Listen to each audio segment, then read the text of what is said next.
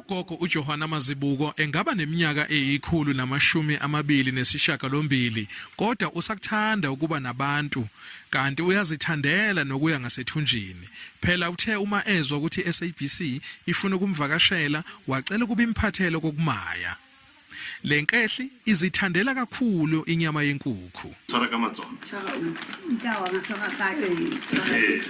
Kukholakala ukuthi ugogo Mazibuko uyena okhulu kunabo bonke abantu emhlabeni. Ubebungaza iminyaka eyikhulu namashumi amabili nesishiyagalombili edla anhlamvana ngesonto eledlule. Uthi imfihlo yakhe ukuhlonipha abantu abadala nokudla ukudla okunomsoco.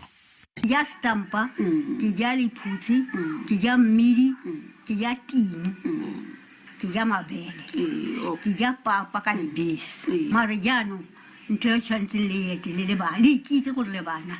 Tshwantse o khone phe mogolo. Omnakekelayo uthi le ntombi endala ingumqemane. Mamogolo ha sokodise le tsone di high blood tseo. Ha ke mo isitse mo tleliniking kapa ke mo isitse ko ngakeng.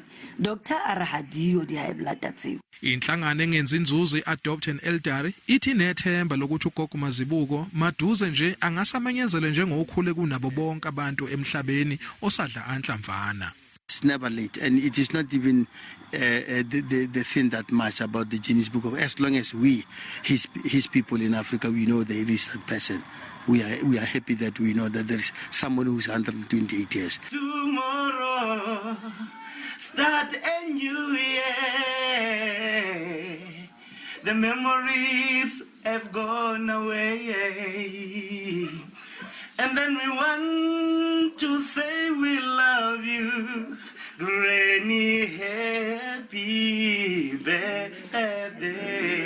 Ugogo uJohanna uthi ukuhlanganisa leminyaka kungumusa kaNkulunkulu. Unxusa intsha kuba ihlonipha abazali ukuze zande izinsuku zayo ezweni.